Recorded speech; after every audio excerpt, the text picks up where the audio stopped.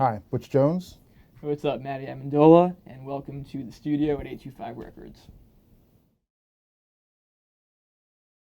Recording engineer.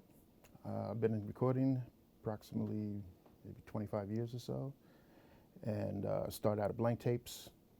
Then I went to Hip Pocket, Okay. and then Hip Pocket became Back Pocket, and now I'm at Russo Grantham Productions, and this was all in one building, and the same studio actually. So I survived through all of those. Now I'm chief engineer here at 825 Records. Been in the game for a long time, despite my young looks, and started as a drummer, touring and playing with as many people as possible. Adam Levine, Vince Neil, and various corporate events and various tours, and toured with the Classic Futures, and kind of started to hate all that, and realized that I just like being in the studio all the time, so started producing by default, and started sitting in on a lot of sessions with Butch Jones before I even knew that I was interested in engineering and mixing and learning from him, and then I went on to start 825 Records, which is not only a studio but a music incubator that develops artists, and we're fortunate enough to have this studio in the same building. It's a hidden gem in Brooklyn. It really is. No one really knows where we are, and we try to keep it that way, and our clients really appreciate that as well. Some days we have 12-year-olds coming in who are incredibly talented and no one knows who they are, and some days we have someone get off MTV and take the train on over. So the fact that they're coming to Brooklyn and it's not a major studio that people may know they're walking into, and but the studio is kind of just one part of 825, from the video production and from the artist coaching, artist development. We do so much marketing and so much branding, so the studio is just one part of it. I do a lot of vocalists, so bringing them out here, first of all, they don't know what they're going to get till they walk in the door and see how the place is laid out. Maddie had it set up to have a lounge, which turns into a bedroom. And so I can get my people come out, not interrupt his schedule because he's here all day in the daytimes, and I can come in at night, bring my people out. We work. They don't have to worry about getting the car service back to the city right away. If they don't want to, they can just crash here and go out in the morning, and it's all good. But a lot of my clients are in Tennessee, Florida, Venezuela. For them to be able to just get on a plane and know that they're essentially living where they're working for a week or 2 weeks, they love that. I'm using it as a mixed place for me, for my projects that were ongoing before we even got up and running, and then we moved them out here to 825, which we just completed a massive, big project. And the timing was right because we both finished our first projects.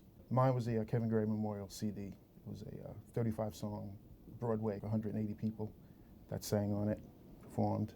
It was for a friend of mine who her husband passed away after doing about, I think it was, 8,000 shows? 8,000 Broadway shows. Second on the Kevin Gray. Guinness record list for most performed Broadway actor. Yeah, so we brought that in here, and this was perfect. I was back on my SSL, with the modules and stuff. As much as I have my hand in the development process beyond the sound of each artist, at the end of the day, I'm the head producer. It's my job to make sure that I'm developing sounds for artists and keeping their integrity intact while developing something fresh. Everything from Super Bowl commercials to global, international, internal events. So this is like it's my home base. I lock myself in the control room or behind the drums or behind a guitar, and that's where I feel at home. Mixing, vocal overdubs. Yeah, that's mainly what I do right now. Projects from the ground up. Typically, when I'm producing, I play every instrument. It's kind of one of the main reasons why people hire me as a producer as well. It's because it's kind of like they're hiring that band. They know what that band's giving them. And I have a few handful of guys that they always get a call if I need another instrument that I feel like let's use a different color on this. I tried to build a studio where everything is ready to go. We have so much analog and we have so many great mics and so much great gear.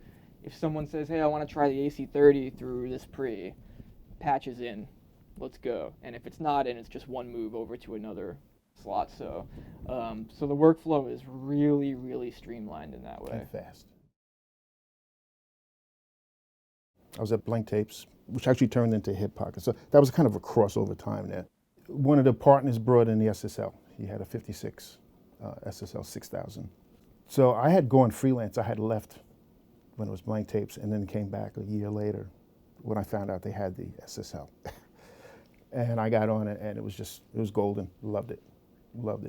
The E-Series EQs were modified actually. It was one of the first modified boards. Also. So I got to use that.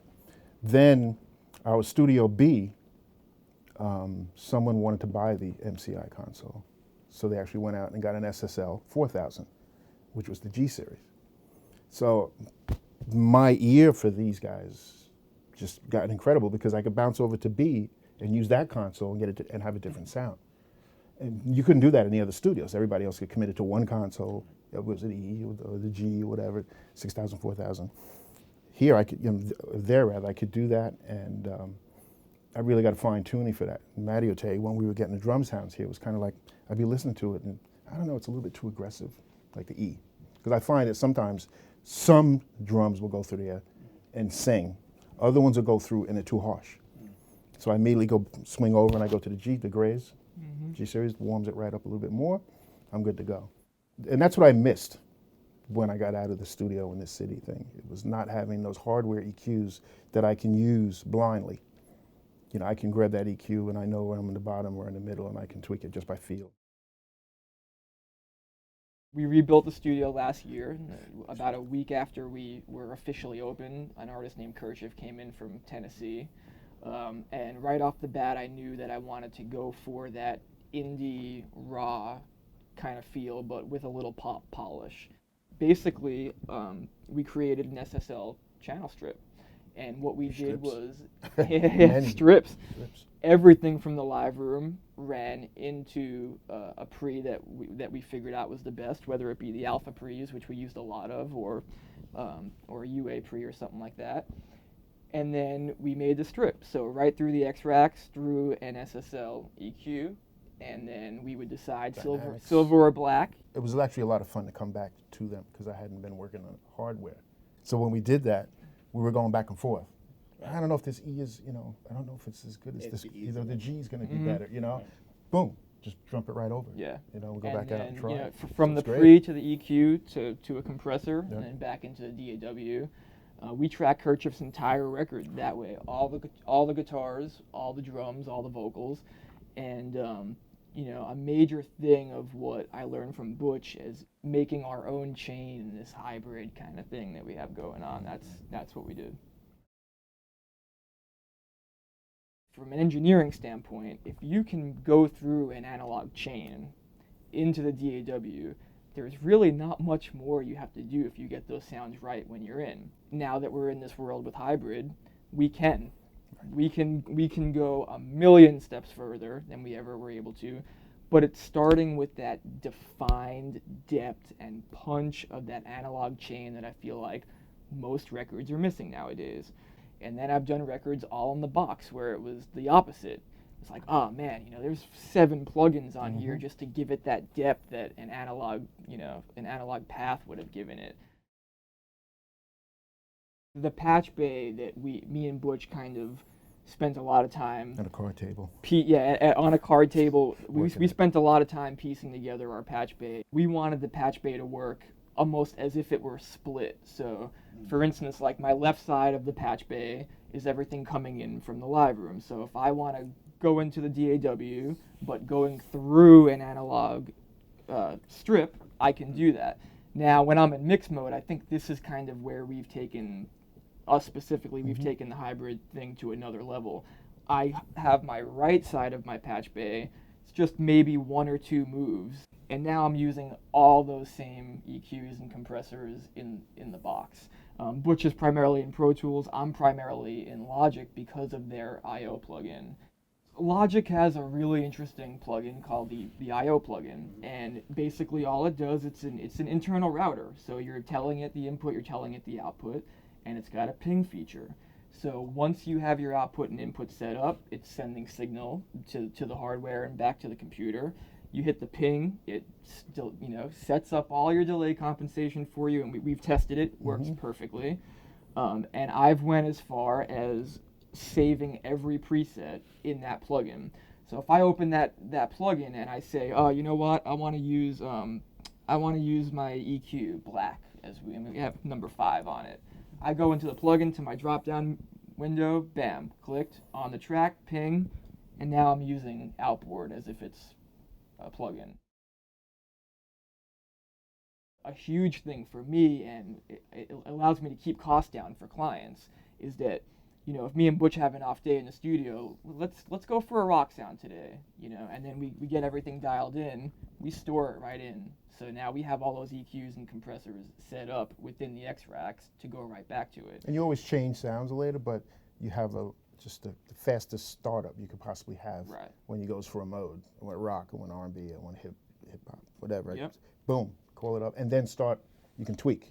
You know, it's not like we have to get there, you know, from scratch. And 30, we get to store 30. Right. It's a lot of drum sounds. So if 1 is rock, 2 is hip hop, you know, 3 is polished pop, and you know, and we've done a lot of that, and it saves me from calling Butch constantly saying. No, it doesn't. It doesn't. They're alpha pre's, which I love putting guitars through for that harmonic distortion, and I really like getting in there and adding the overtones that I know I can get out of them with guitars. The 2 X-Racks, one is dedicated with EQs, so we have 4 silvers and 4 blacks. And then on the other side, we have the other X-Rack with 3 silver dynamics and 3 blacks. I love all my SSL pieces, but the stereo bus compressor is his love, man. Put a good mix through the SSL stereo bus. Anywhere in the world, any studio, if it's a good mix, you put it through that compressor, it sounds like a record. I used to do a lot of jingles as well, and it's all fast-paced through the studio. You get the whole mix in. I would never put that compressor in, the bus compressor, till the very last move. You know, just very little compression, have my ratio set, and I turn around, okay, I think this is it. And I start playing it, and I go, one more thing, pop, put that compressor in, and it was like, ooh, that was nice, what did you do? And I used to always say, that was the magic button. But all it was the on-off button for that compressor. I will get my drums, bass, guitars, and lead vocals in. Once those are in, that's when I'll put my stereo bus compressor on. Then I'll kind of roll with it on all the way till the end, and then I'll take it out of the mix and do some analog summing with it off, and then that'll be the last thing it hits before it goes back into the DAW after summing. That's a whole nother beast in itself, because you get this setting that, you know, on the stereo bus that feels so good, and it's gluing everything, and it's punchy, and it's breathing, which is my favorite thing about compression in general. But then you sum the tracks and you run it through with the same settings, and you know, it's even more magical. For me, it's a meat factor. I've always been able to a meat, and it's also this kind of a silkiness to when I use them, the EQs on vocals that I've done. And Matty would tell you when I first started doing helping him out with mixes, he'd say, well, I'm having a little problem with this vocal, what do you think? I was like, SSL, give me a little 3K and bring it up a tad. And it'll be like, whoa. And it's one of those things where it will always help out a little bit, as long as you don't, you don't just crank it. But the subtlety of it is what's really cool. And I think every vocal, is better when we throw it on there. So, and then for drums, shit like that, for the meat, the bottom, the rollout, it's like my go-to. I go there. If I can't get the sound that I'm really liking on that, I'll go outside of it and experiment. But a lot of times I'll come back and hit that. There's a special place in my heart for SSL, and it's interesting too, because I feel like every guitar, every drum, every instrument that I ever have and keep forever is based off a feeling. I'm not listening. It's how it feels when I hit it, how it feels, and I think that my SSL feel was kind of developed because I was essentially born into this business. I didn't sleep as a child. My dad was a session musician. He would bring me to sessions, no matter what time of the night it was. Most of those sessions were with Butch. I remember being 5, 6 years old and being told, sit on the couch right here and don't say anything. Leave the dinosaurs alone. Yeah. I have little toys, but it's funny, from like 5 or 6 years old, I was sitting there behind this SSL console. I didn't know nothing about it, but there's no doubt that it was influencing my judgment and the way things were being, the way I was interpreting, the way I was hearing things and feeling things. Moving on, you know, it seemed like when I did start making records on my own, most of the studios I was working out of were SSL boards, so I started getting a little bit more comfortable being behind one. It wasn't scary. You know, I didn't go to school for audio engineering. I didn't know how to run a board, but they weren't intimidating because I was around them so much. And then as my friends started going to audio engineering schools, they all had SSL boards, and, you know, we'd be in there, you know, off hours, basically. And one day we'd be doing hip hop, one day we'd be doing rock, one day we'd be doing, you know, pop, country. And for some reason, it always worked, which is huge for me because I jump around every day. I might be doing 3 different styles. In one song, I might be doing 3 different styles. The fact that every piece of SSL gear I use works for any genre that I do is crucial. And a testament to that. When I was producing a lot of records and I kind of felt like I wasn't getting what I wanted out of my productions, I felt like I need to step in, I need to start mixing a little bit more. I just started sitting in on sessions with Butch, and I'd mix a lot. I'd call Butch, I'd say, yeah, listen to this mix. You know, why can't I get this to sit in here? And Butch would be like, well, what do you got on vocal? Oh, this Chris Algae plugin, it's great, it's got reverb and EQ and take that shit off, you know. You know, put an SSL Sorry, channel Chris. strip on. You know, yeah, sorry, Chris. Put an SSL channel strip on. Dude, it's just like the console, real simple. You know, here's what we gotta do.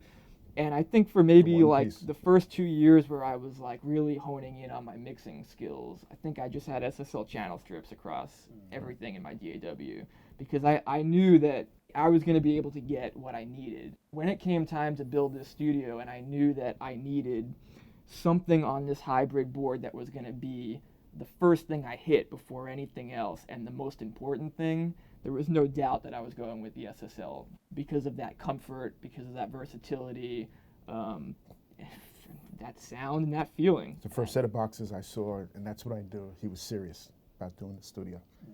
When they came in, it was like, oh, SSL. Yeah. It's a large, When he's the- really doing it. He's going to do it. When the you know? SSL boxes showed up, That was it. When the SSL boxes showed up, neither of us had any more doubts that, you know, Right. It's going to happen. the rebuild was worth it. Right. Yeah. Right.